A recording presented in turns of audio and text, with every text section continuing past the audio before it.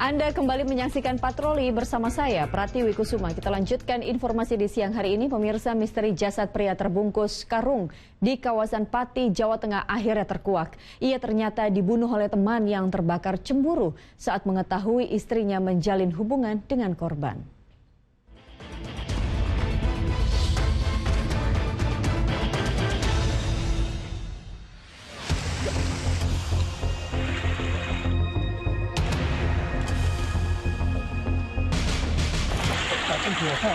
Melewati jalan nan terjal, petugas mengevakuasi jasad pria dari jurang sedalam 30 meter di Desa Purwokerto, Kecamatan Kayen, Pati, Jawa Tengah.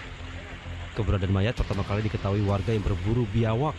Diperkirakan korban tewas lebih dari 5 hari karena kondisinya membusuk.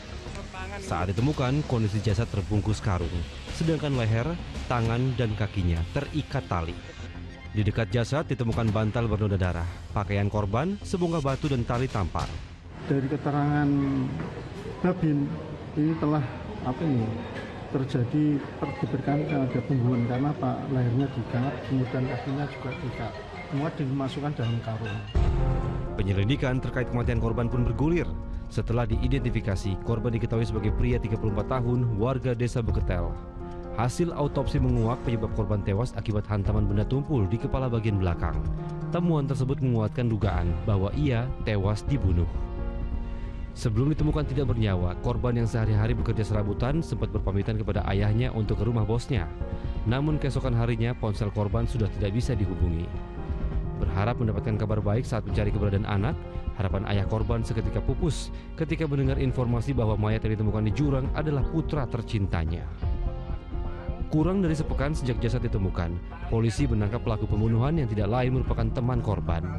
Pria 34 tahun itu ditangkap saat bersembunyi di rumah orang tuanya.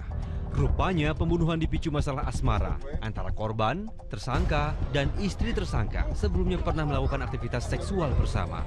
Kemudian tersangka berusaha untuk mencari dan menemukan. Selanjutnya tersangka akhirnya mengajak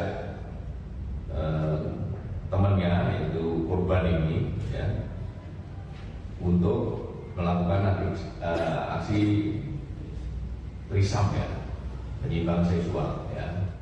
Namun suatu hari saat tersangka sedang bekerja di Jakarta, korban diam-diam menjalin hubungan dengan istri tersangka. Merasa dikhianati, tersangka kemudian mengajak korban bertemu. Korban lalu dianiaya hingga tewas. Kemudian setelah diajak minum-minum, tersangka dan korban terlibat cekcok. Kemudian akhirnya korban diajak tersangka ke belakang. Selanjutnya korban dipukul oleh tersangka.